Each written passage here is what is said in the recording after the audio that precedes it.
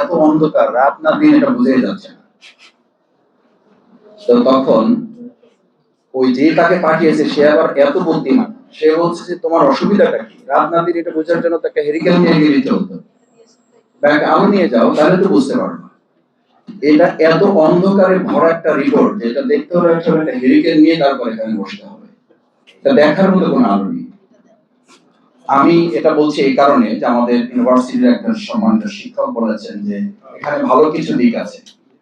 এই ভালো দিকের অর্থটা হচ্ছে এরকম যে আমাদের একজন ইউনিভার্সিটির শিক্ষক আমার পিএইচডি সুপারভাইজার ছিলেন, উনি আমাদেরকে কিছু বোঝাতে গিয়ে বলতেন যে অন্ধকারকে দেখার জন্য অন্ধকারের নিজস্ব একটা আলো আছে, অন্ধকারকে দেখার জন্য ওর নিজস্ব একটা আলো আছে, অন্ধকারটা প্রমাণ করার জন্য, আলো প্রমাণ করার জন্য না। এখানে যতটুকু আলো দেখতে পাচ্ছি আমরা, এই আলোটা আলোটার জন্য না, এটা হচ্ছে অন্ধকারটা প্রমাণ করার জন্য। দ্বিতীয় একটা কথা বলি, আপনি রেল বানিয়েছেন বা ট্রেন বানিয়েছেন, ট্রেন যদি স্বাধীনতার জন্য বলে যে আমি আজকে থেকে নদীতে চলার স্বাধীনতা চাই, আচ্ছা আপনি বলেন পৃথিবীর কোন যুক্তিতে কোন মানুষ, বিবেক দূরে থাক, শুধু জ্ঞান, বিবেক বাদ নেই, আমার বিবেকের প্রয়োজন নাই, শুধু জ্ঞানের দৃষ্টিতে যদি আপনি পর্যালোচনা করেন ট্রেনকে যে স্ট্রাকচারে বানানো হয়েছে সেই স্ট্রাকচারাল ট্রেনকে যদি বলি যে আমি তাকে এখন নদীতে চালাতে চাই, বাস যদি বলে যে না আমি আজকে থেকে স্বাধীনতার অংশ হিসাবে আকাশে উঠতে চাই, এটা কি পৃথিবীর ইতিহাসে এখন পর্যন্ত বাস্তবসম্মত উপায় হবে? হবে না। যেমনটা হবে না, আল্লাহ সুবহানাহু ওয়া তাআলা পৃথিবীতে মানুষ সৃষ্টি করেছেন, আলা আল্লাহুল খালকু ওয়াল আমর, শরীর যার, স্বাধীনতা তার। এটা তো একজন শুধু মুসলিম শুধু বলবো না আমি, যিনি মিনিমাম কোন ধর্মগ্রন্থ মানেন, কোন বিশ্বাসী কোন একটা ধর্মগ্রন্থের উপর তার আস্থা বিশ্বাস থাকে, তিনি এই কথা বলেন না, তিনি এটা বলতে পারেন না, কারণ এটা তার প্রতি অন্যায্যতা। আজকে এখানে দুটো শব্দ বারবার ব্যবহৃত হচ্ছে, একটা হচ্ছে সমতা আর একটা হচ্ছে ন্যায্যতা। আমরা আসলে কোনটা চাই? ইসলাম আমাদের কোনটার কথা বলেছে, মানবিকতা কোনটার কথা বলেছে? এই জায়গাটা আমাদের ধারণ করতে হলে আমি চারটি জিনিসকে ছোট করে বলে শেষ করে দেবো। একটা হচ্ছে পুরো রিপোর্টটা আমাদেরকে আগামী দিনে পারিবারিক জীবন না, আমাদের আগামী দিনে একটা বৃদ্ধাশ্রমের জীবনের দিকে ধাবিত করবে রিপোর্ট। আমি এখনই দুই একটা জায়গায় কথা বলে খোঁজ নিয়ে দেখেছি যে বৃদ্ধাশ্রমে কোনো সিট খালি নাই। আপনারা জানেন কিনা, নিশ্চয়ই জানার কথা আপনাদের। আমি পত্রিকার কয়েকজনের রিপোর্ট দেখেছি, বৃদ্ধাশ্রমে কোনো সিট খালি নেই, 6 মাস আগে বুকিং দিতে হয়। এই রিপোর্টের ধারে কাছেও যদি আমরা যে চিন্তাও যদি করি, তাহলে বৃদ্ধাশ্রমকে রীতিমতো একটা পেশাদার ব্যবসায় পরিণত করতে হবে, ঘরে ঘরে না, মানে আমাদের লেনে লেনে বৃদ্ধাশ্রম তৈরি করতে হবে।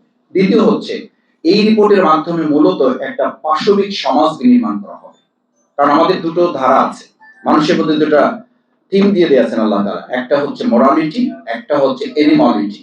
আমাদের এখানে পুরো রিপোর্টটাকে আসলে দুই একটু যে কিছু আলো তো আছে, ওই আলোটা তো অন্ধকারের জন্য, অন্ধকারকে চিহ্নিত করার জন্য।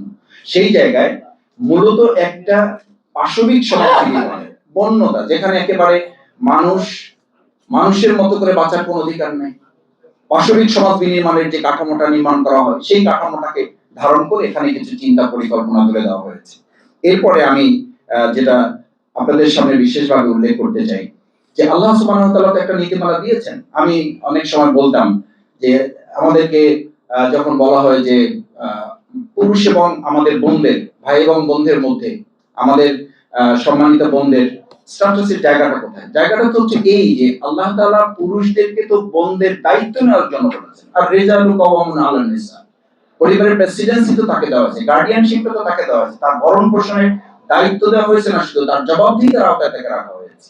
সেই জবাবদিহিতার আওতায় থেকে যদি কেউ মনে করে যে না আমি আমার এখান থেকে দায়িত্বের জায়গা থেকে আমি বের হয়ে যাব, আমি গার্ডিয়ানশিপের মধ্যে থাকতে চাই না, আমি অভিভাবকত্বের মধ্যে থাকতে চাই না, আমি নিজেই অভিভাবক সাজতে চাই, এটা একটা বিষয়। আর একটা হচ্ছে যদি আমি আমার অধিকার বা ন্যায্যতার পরিবর্তে আমি যদি আমার সেখানে এগ্রেসিভনেসটাকে প্রতিষ্ঠিত করতে চাই, আমার নিজস্ব গোয়ার্দমিটাকে প্রতিষ্ঠিত করতে চাই, আমার শক্তিটাকে প্রয়োগ করতে চাই, তাহলে শক্তি এবং নৈতিকতা দুটো জিনিসের লড়াই যেখানে হবে সেই সমাজটা কোনো ন্যায্য সমাজ হবে না। সমতা তো প্রশ্নই নাই, ন্যায্য সমাজ হবে না। শেষ আমি যে কথাটা বলতে চাই, এই কমিশনকে নিয়ে ইতিমধ্যে শুধুমাত্র আমাদের বিভিন্ন সংস্থা সংগঠন না, আমাদের বোনদের বিভিন্ন প্রতিষ্ঠান এটার বিরুদ্ধে বা এটার ব্যাপারে যত যৌক্তিকতা তুলে ধরেছে, আমি এখন পর্যন্ত সরকারের অন্তর্বর্তীকালীন এই যে নারী সংস্কার কমিশন অথবা এটি প্রধান উপদেষ্টা মহোদয়ের কাছে দেওয়া হয়েছে, এখন পর্যন্ত এটি নিয়ে কোনো বক্তব্য তাদের থেকে আসে নাই। এটা অত্যন্ত দুর্ভাগ্যজনক। আমি আশা করব যে আজকের এই রাউন্ড টেবিলের বক্তব্য আমাদের একাডেমিশিয়ান যারা আছেন, এখানে যারা কথা বলেছেন, পয়েন্ট ধরে ধরে যে যুক্তিগুলো দিয়েছেন, এগুলোকে সামনে রেখে সরকার অবশ্যই আজকের এবং বিগত দিনের যত আলোচনা হয়েছে এই নারী সংস্কার কমিশনকে কোনো পুনর্গঠন, সংযোজন, বিয়োজন নয়, বরং এটাকে পূর্ণাঙ্গভাবে বাতিল করে নতুন ভাবে ইসলামিক স্কলার এবং সাথে প্রগতিশীল কেউ কেউ বলছেন, আমি বলি ইসলাম নিজেই প্রগতিশীল, ইসলাম দুর্গতিশীল না। এটা যুক্ত করে আরেকটা প্রকার প্রতারণা, এটা যুক্ত করে আরেকটা ষড়যন্ত্র যে ইসলামিক স্কলারদের মধ্যে আবার প্রগতিশীল, ইসলামিক স্কলার আবার প্রগতিশীল, ইসলাম নিজেই একটা প্রগতিশীল।